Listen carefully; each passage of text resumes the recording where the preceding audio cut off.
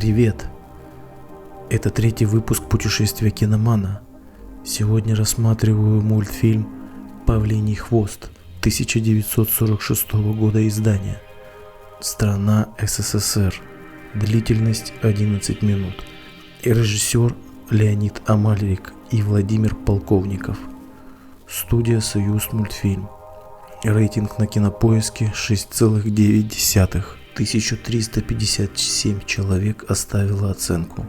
Это третья часть трилогии об докторе Айболите. Единственный мультфильм из всей трилогии цветной, и действие которого происходит не в Африке. Стадия первая.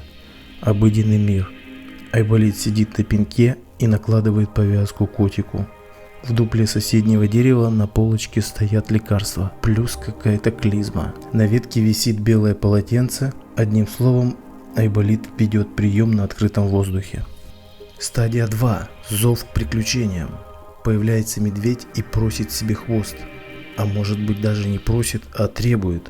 Айболит соглашается, обещает даже 4 хвоста привязать.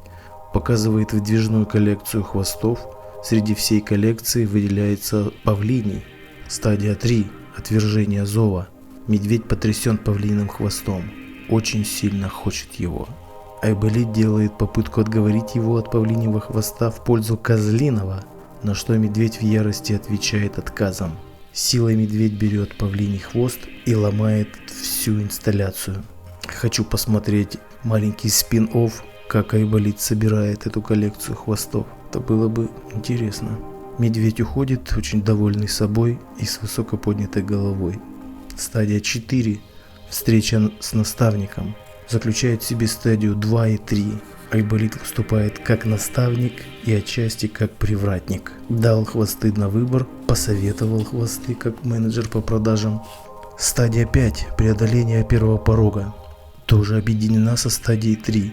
В отказе от полумеры медведь делает решительный шаг к приключениям. Стадия 6. Испытания союзники враги. Медведь идет по лесу с баяном и с привязанным хвостом и распевает песню. Его окружают звери, лиса очень сильно восхищается им. Этакий архетип плута. Особый мир начался. Белки через свои каналы связи распространяют информацию о медведе с новым хвостом. Бельчата и зайчата помогают медведю нести его хвост. Тут неожиданно возникают охотники и начинают стрельбу. Звери в ужасе разбегаются в укрытие, кто куда. Лиса в нору, зайцы за холмы, белки за деревья, сам медведь с хвостом в старую колоду или в старый пень. Но павлиний хвост не спрячешь, и он остается на виду. Охотники признают в хвосте жар-птицу и решают ее поймать. Стадия 7. Приближение к сокрытой пещере. Птицы сообщают Айболиту о том, что медведь окружен и скоро его выкурят из колоды. Айболит решает его спасти.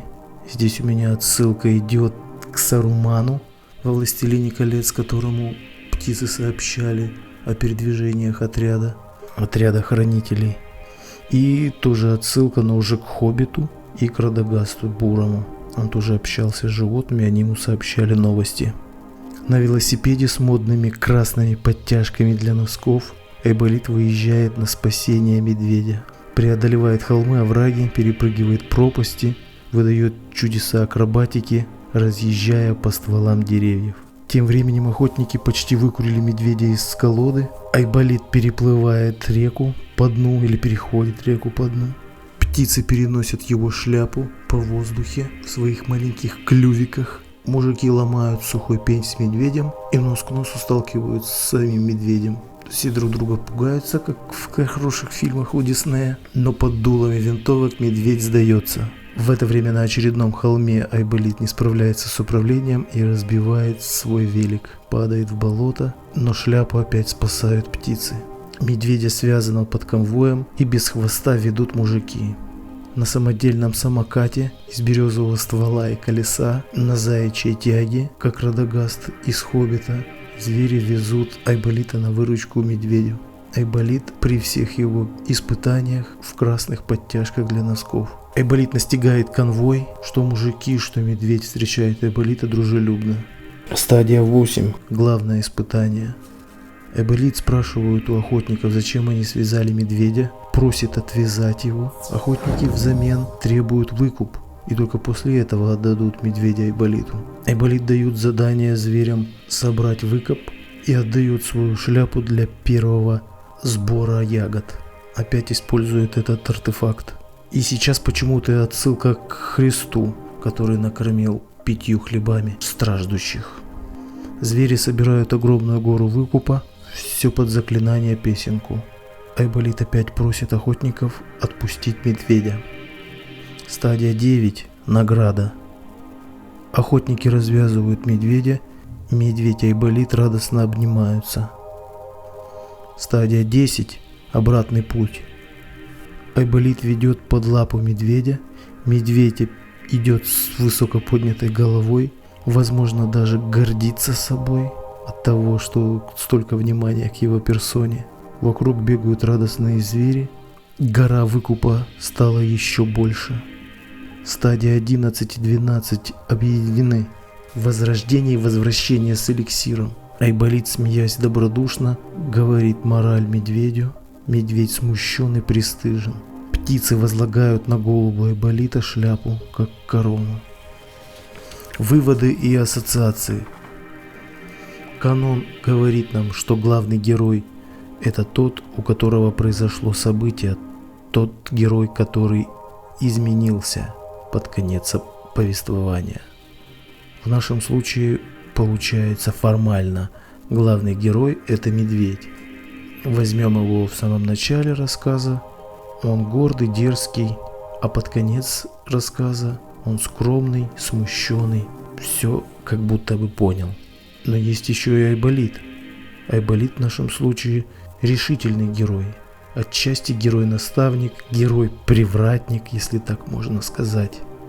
Все перипетии и все несчастья опять по большей части происходят с Айболитом.